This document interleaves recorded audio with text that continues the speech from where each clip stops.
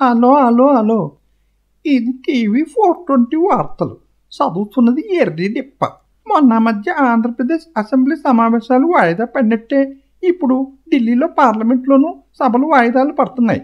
తెలంగాణ వచ్చినాకనే నేను హైదరాబాద్లో కాలు పెడతానని కేసీఆర్ అన్నారు. నాకు పదవి కంటే రాష్ట్ర ప్రజలే ముఖ్యమని, రాష్ట్రాన్ని సమైక్యంగా ఉంచుతానని ముఖ్యమంత్రి కిరణ్ కుమార్ రెడ్డి అన్నారు. నాది సమన్యాయం అని చంద్రబాబు నాయుడు మరోసారి చెప్పారు. జగన్ కిరణ్ కుమార్ది, చంద్రబాబు నాయుడుది దొంగ నాటకాలు అని అన్నారు. కేటీఆర్, హరీష్ రావు ఎప్పట్లాగా బూతులు తిట్టారు. ఏపీ ఎన్జిఓలు సమ్మెబాట పట్టారు. దిగ్విజయ్ సింగ్ ఏది ఏమైనా రాష్ట్ర విభజన బిల్లుని పార్లమెంట్లో పెడతానని అన్నారు.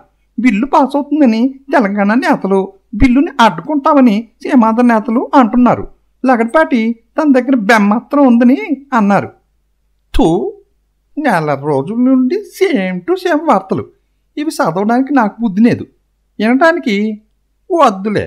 రేపెట్టాకు ఇవే వార్తలు ఉంటాయి కాబట్టి నేను న్యూస్ మళ్ళీ చదవక్కర్లేదు. సెలవెట్టి ఇంటికాడ చేపల పులుసుతో వండం తిని శుభ్రంగా తొంగుంటాను. టీవీ 420 వార్తలు ఈ రోజుకి సమాప్తం. తిరిగి రేపు కూడా ఏ వార్తలు ఉంటా మరి. హాయ్.